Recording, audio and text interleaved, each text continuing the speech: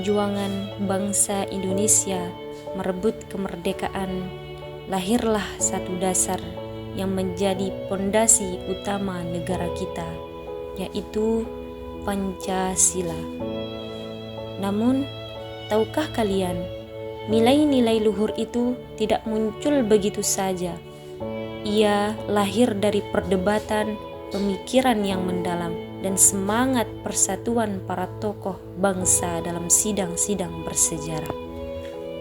Bangsa Indonesia mengalami sejarah yang panjang dalam melawan penjajahan. Sejarah mencatat kekalahan Belanda oleh Jepang dalam Perang Asia Timur Raya menyebabkan bangsa Indonesia dijajah oleh Jepang. Jepang mulai menguasai wilayah Indonesia setelah Belanda menyerah di Kalijati, Subang, Jawa Barat pada tanggal 8 Maret 1942. Kedatangan Jepang semula disangka baik oleh bangsa Indonesia. Banyak semboyan yang dikumandangkan oleh Jepang, seperti Jepang Pelindung Asia, Jepang Pemimpin Asia, dan Jepang Cahaya Asia, untuk menarik simpati dari bangsa Indonesia. Kenyataannya, sejarah menunjukkan bahwa Jepang tidak berbeda dengan Belanda, yaitu meneruskan penjajahan atas bangsa Indonesia. Pada tahun 1945, tentara Jepang mulai mengalami kekalahan di berbagai medan pertempuran, seperti pada Perang Pasifik, pasukan Jepang dikalahkan oleh Amerika. Kekalahan tersebut mengancam kekuasaan Jepang di negara-negara jajahannya, termasuk di Indonesia. Perlawanan rakyat Indonesia dan usaha Belanda menjadikan kedudukan Jepang menjadi lemah. Akhirnya, dengan terpaksa, Jepang menjanjikan kemerdekaan kepada rakyat Indonesia. Dan janji tersebut untuk menahan amarah dan perlawanan rakyat Indonesia. Pada saat itu, Jepang menjanjikan terbentuknya BPUPKI atau Dokuritsu Jumbi Kosakai untuk direalisasikan pada tanggal 29 April 1945. Secara resmi, BPUPKI dilantik oleh Jepang dengan anggota berjumlah 62 orang yang terdiri atas tokoh-tokoh bangsa Indonesia dan 7 orang anggota perwakilan dari Jepang yang diketuai oleh Dr. Rajiman Weddiodiningrat dengan wakil ketua yaitu Ichibangase Yoshio dan Suroso. Kemudian BPUPKI mengadakan sidang resmi sebanyak 2 kali, yaitu sidang pertama dan sidang kedua. Sidang pertama BPUPKI dilaksanakan pada tanggal 29 Mei sampai 1 Juni 1945. Pada sidang pertama ini dibahas tentang dasar negara.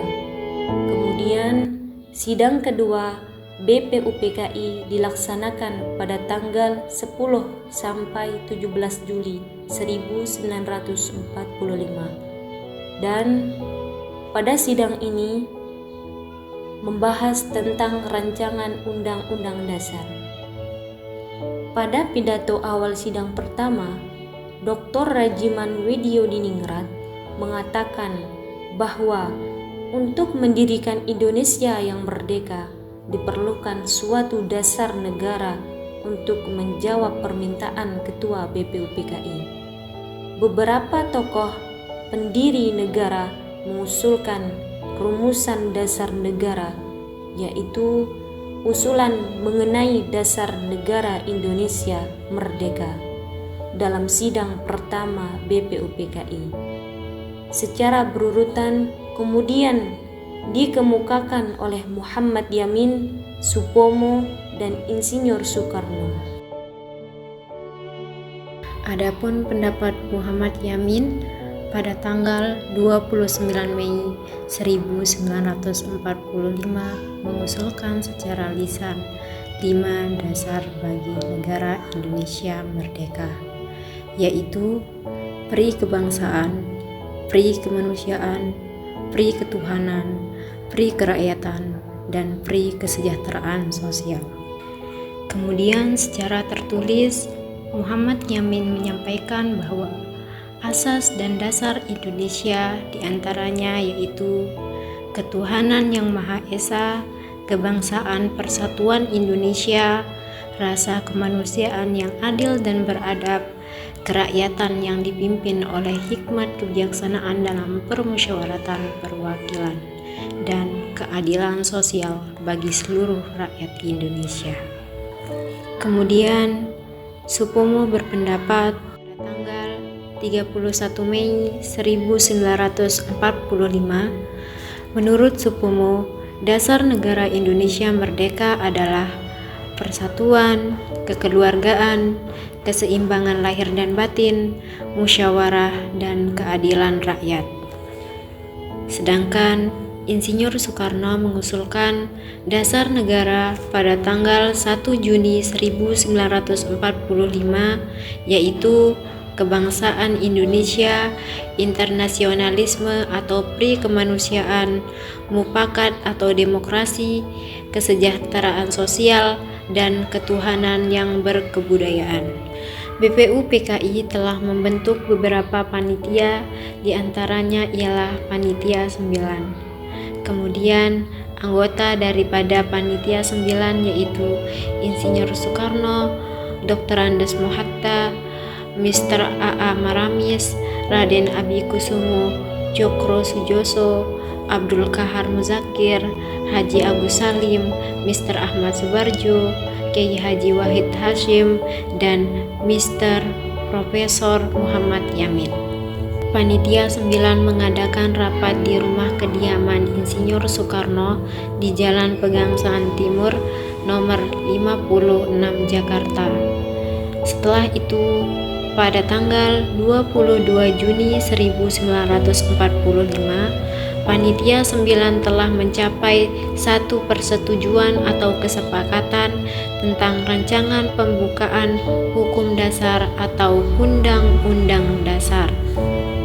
Oleh Insinyur Soekarno, rancangan pembukaan hukum dasar ini diberikan nama Muqaddimah, sedangkan Mr. Muhammad Yamin menamakan Piagam Jakarta. Naskah Muqaddimah yang ditandatangani oleh Panitia 9 dikenal dengan Piagam Jakarta atau Jakarta Charter. Dalam alinea keempat, naskah Piagam Jakarta terdapat rumusan dasar-dasar negara, yaitu ketuhanan dengan kewajiban menjalankan syariat Islam bagi pemeluk-pemeluknya, kemanusiaan yang adil dan beradab, persatuan Indonesia, kerakyatan yang dipimpin oleh hikmat kebijaksanaan dalam permusyawaratan perwakilan, dan keadilan sosial bagi seluruh rakyat Indonesia.